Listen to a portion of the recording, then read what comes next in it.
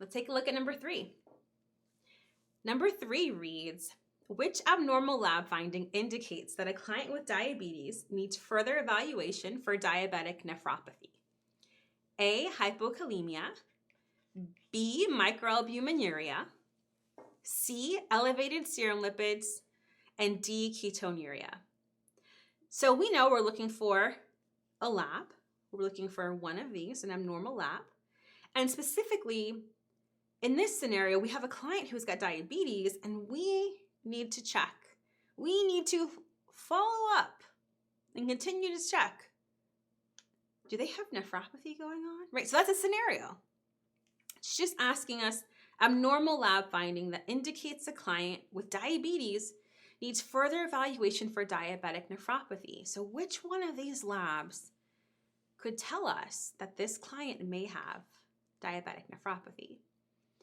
So we should be thinking then, well, what is nephropathy? What is that? Here again with the med term. Let's split it. I love doing that. Nephro refers to the nephrons, right? That's a functional part of our kidneys.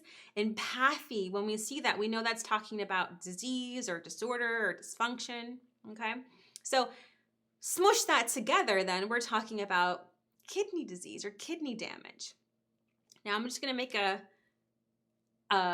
FYI flag out there, if I will, because I guarantee that at least some of us are speed racer readers when we're taking our test. And some of us may read this question quickly and look at nephropathy and say neuropathy. And that's a thing, but it's a very different thing. And I bring that up because a question like this, if we're not careful about making sure that we are reading to understand and not just to quickly get an answer and move on because we hate taking the test, we can make a mistake, right? So nephropathy, that's kidney damage. So which one of these things, right? A, B, C, D, which one of these things is an indicator that, you know what, this diabetic client, their kidneys may not be working so great? What do we think? So let's start with the bottom, D, and work our way up. And you'll notice that I do that very often. You can absolutely answer your questions in any order of those options that work for you. I find it, for whatever reason, easier to do it from the bottom up. So ketonuria, that's ketones in our urine, right? Thinking about outcomes, because that's how we find solutions. That's how we answer our questions.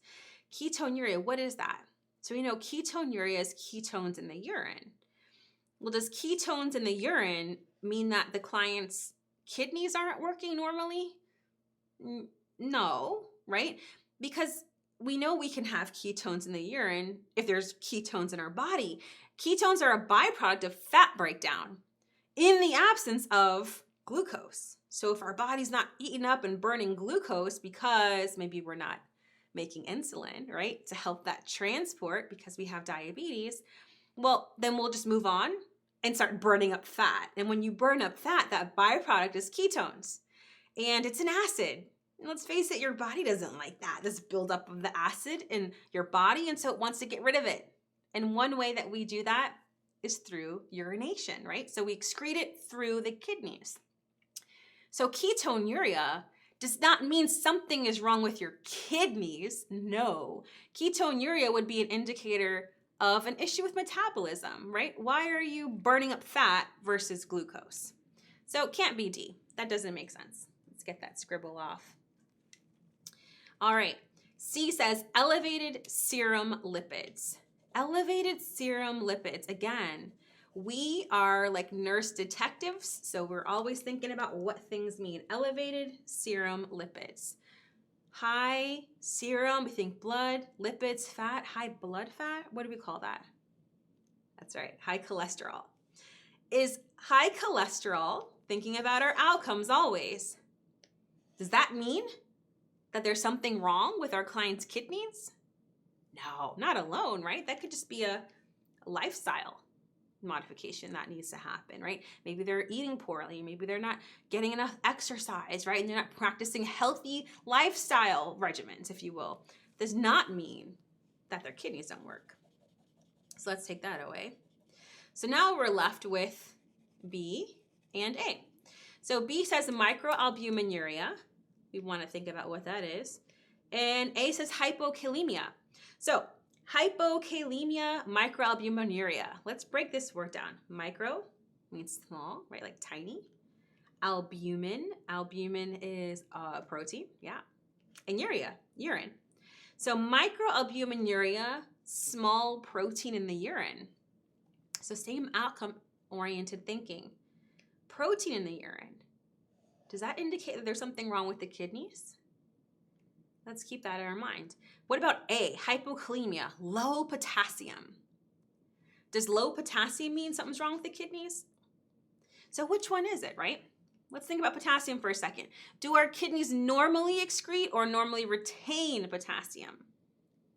They normally excrete it, yes. So if the kidneys weren't working normally, they wouldn't excrete it anymore, right? They'd hang on to it, so that would become hyperkalemia. So A, well, that doesn't make sense. That leaves us with B. Microalbuminuria, protein in the urine.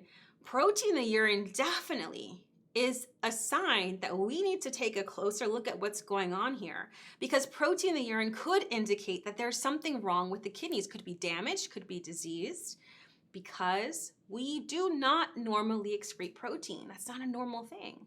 And think about it on a kind of oversimplified basis, right? To help us understand. Protein in the world of really teeny tiny things in our body is pretty big in comparison to others. And the filters in our kidneys are really, really tiny. And so if we think about this as a little filter and this giant protein trying to pass through and out, it's not gonna fit, right? But if it does, if we do see that protein in the urine, we have to think, uh-oh, what's up? What's up that was able to slip through? Is the kidney damaged? Are the kidneys diseased, right? What's happening there? Is our client very old, right? So we know advanced age, like our clients that are much older, all of us that will grow old, right? Our kidney function will start to decline a little bit. And in saying that, as that happens, then things like protein leaking through or sneaking out, those things are expected, or those things are anticipated changes of age, right? So either way, we want to make sure that if we see that, we recognize that's a potential indicator here that something's wrong with the kidney function.